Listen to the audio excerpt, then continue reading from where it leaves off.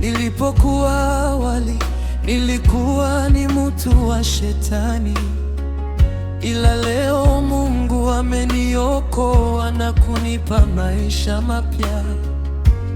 Najua wengi wananijua tena kwa maovu, ila nawaambia mimi wa zamani nisio wa sasa.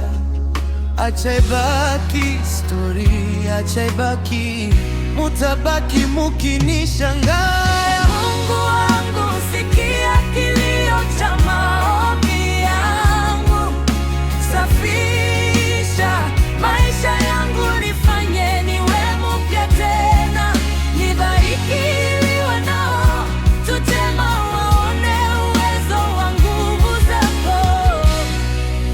Haleluya,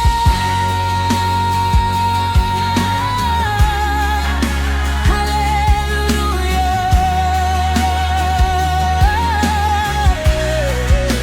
haleluya,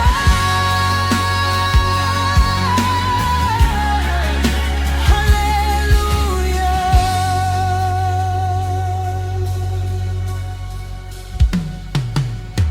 Kwenye hii dunia kuna mambo mengi, bila mkono wa Mungu unezi ukashindwa kudumu.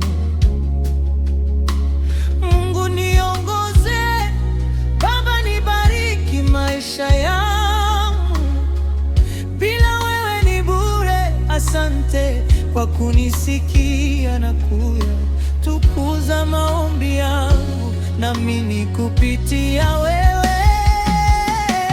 Mungu wangu, sikia